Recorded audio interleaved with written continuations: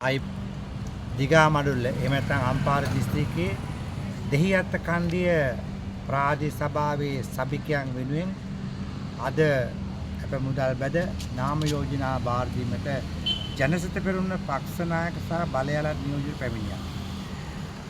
නමුත් මේ මැතිවරණ ක්‍රියාවේදී ඇතැම් දේශපාලන පක්ෂ තමන්ගේ වාසිතක නොයෙකුත් ආදී ක්‍රියාත්මක කරමින් යම් ප්‍රශ්න ගේනවා. ඒ වගේම තමයි පළාත් පාලන මැතිවරණයේ බලයත් වර්තමාන දේශපාලන නායකකාරක ආදී බලයේදීව කියලා කතා කරනවා. බලය දුන්නට පස්සේ රටට වැඩ කරන්න මේ අත්තන්ට කිසිම ශක්තියක් නැහැ. තමුන්නාලා දකින්න ඇති දැන් දේශබාන්දු තේන්නකෝන් මහත්මයාගේ කේස් එක සම්බන්ධව මේ වෙන විට ඇතම් විපක්ෂය වත්මන් රජය ඒ වගේම පාර්ලිමේන්තුවේ නියෝජ්‍ය අමාත්‍යවරු ගිහිලා කතානායකට ලිපියක් දෙනවා පොලිස් පෙතිවරයාගේ සේවය පහ කරන්න කියලා. දැන් ගරු අධිකරණයේ නඩුවක් යනකොට කතානායකතුමා හෝ පාර්ලිමේන්තුවේ ඉන්න අය ගරු අධිකරණයට විරුද්ධව කතා කරයිද? මේතනත් මේ ඇත්තෝ කරන්නේ පාර්ලිමේන්තුවේ වරප්‍රසාද අරගෙන මේක නාඩගමක් වෙනවා රංගපෑමක් වෙනවා. අර මම දැක්කා අර ඊයේ මෙතන මේ පාර්ලිමේන්තුව ළඟට ඇවිල්ලා කතානායක ලියුමක් දුන්නා කියලා මහින්ද ජයසිංහ ඇතුළු කණ්ඩායම කියනවා. නමුත් මහින්ද ජයසිංහ සහ මේ කට්ටිය රට ඉල්ලලා බලයට ගත්තේ එක එකට පැමිණිලා රට අගාධයට යවන්නද නැත්නම් රටේ ජනතාව වැඩ කරන්නද? මේ ප්‍රශ්නේ තියෙනවා. ඉතින් ඒ වගේ මේ කරන නාටකම් ආදිය උසාවියකට පැමිණිලා කියලා නඩුවක් ගොනු කරාට පස්සේ නඩුකාරතුමා තමයි ඒ ගරු මහේත්‍රාතුමා තමයි තීරණය කරන්න ඕනේ කවුද වැරදිකාරයා කවුරු නිවැරදිකාරයා කියලා. නමුත් මේ පුදුම වැඩක් නේ. මේ පාර්ලිමේන්තුවේ පාර යන්නේමුත් දැන් ඊටෙන්ද වැරදිකාරයා කරන්නේ. ඊළඟ තමයි ඔබ තමුන්නා දකින්න ඇති අයියා මලෝ දෙන්න ලංකාවට ගහනවා. අයියා මලෝ දෙන්න කියන කවුද?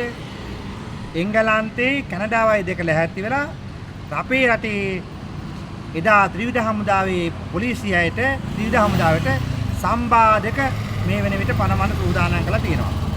මම අහන්න කැමති බ්‍රිතාන්‍ය රජයෙමුත් කැනඩාව රජයෙමුත් ඔබ තමුන්නාලා අපිට සම්බාධක පනවන්නේ ඉස්සෙල්ලා දැන් වෙනත් රටවල යුද ප්‍රශ්න ඇති වුණානේ.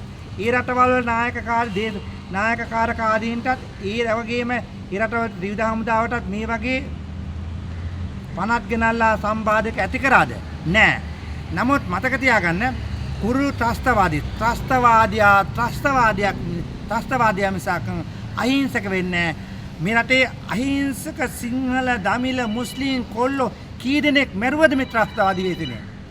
නමුත් ප්‍රශ්නේ තියෙන්නේ දැන් එදා මේ රට බේරාගත් ත්‍රිවිධ හමුදාව සහ අනිකුත් සෙබළුන්ට නඩු දානකම් සම්බාධක පනවනකම් මේ රටේ විදේශ කටයුතු අමාත්‍යවරයා යකෝ විජිත හේරත්තෝ බුදිද නිදාගෙන ඉන්නේ කතා කරපී මේවට උන්ගේ රටෙන් අපිට සම්බාධක පනවනකොට රටේ ජනාධිපතිවරයා අහිංසකත්වයතුමාගේ වැඩ කරන්න ඕන.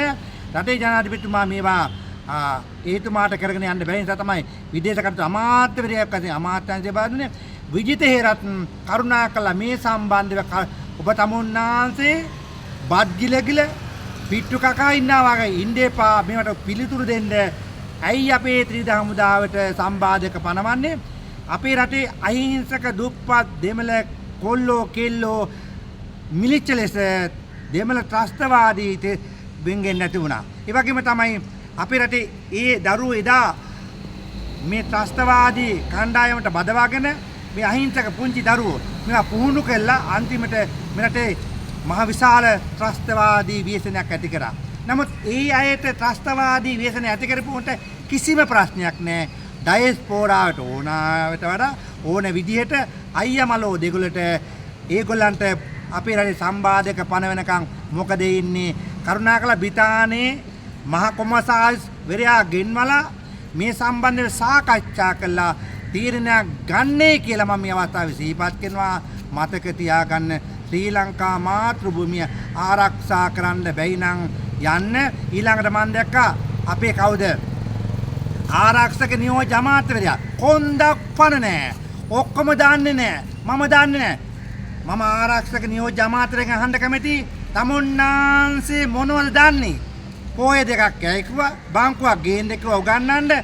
යකෝ දැන් අපිට උගන්වලා තියෙන තොපිට. ඒ නිසා කල්පනා කරගනින් මේ මාතෘභූමි ආරක්ෂා කරන්න බලාට බෑ. දැන් තේරෙනවනේ ජාතික ආරක්ෂාව සම්බන්ධ කොහොමද දෙන්නේ කියලා. මේ ජාතික ආරක්ෂාව සම්බන්ධ කෝ නියෝජ්‍ය අමාත්‍යලා ප්‍රශ්න මාධ්‍යවේදීන් ප්‍රශ්න උදු වෙනවා. බයේ මේක තමයි කියන්නේ තමන්ගේ ගෙදරවත් ආරක්ෂාව නැතිකොට රටේ ජනතාව ආරක්ෂා කරගන්නේ කොහොමද අත්වලාමි ඊළඟ දැන් කොමිෂන් පත් කරනවා. බැදුම් කර කොමිසම කියයි රනිල් බටලන්ද කොමිසම කියයි නොයෙකුත් ආදී කොමිෂන් ගේනවා. දැන් රනිල් වික්‍රමසිංහට විරුද්ධව දැන් මේගොල්ලන් වත්මන් රජයේ බටලන්ද කොමිසම ගෙනාවා. චන්ද්‍රිකා රජෙත් ගෙනාවා. ගෙනාපු කොමිෂන් ඔක්කොම කුණු බක්කේට මේ ඡන්දයෙන් පස්සේ මේ බටලන්ද කොමිසමක් කුණු බක්කේ දායද මේවා රංගන කලාවේ රංගපෑම් මිසක් හරියවන්නේ මේ ස්තුතියි.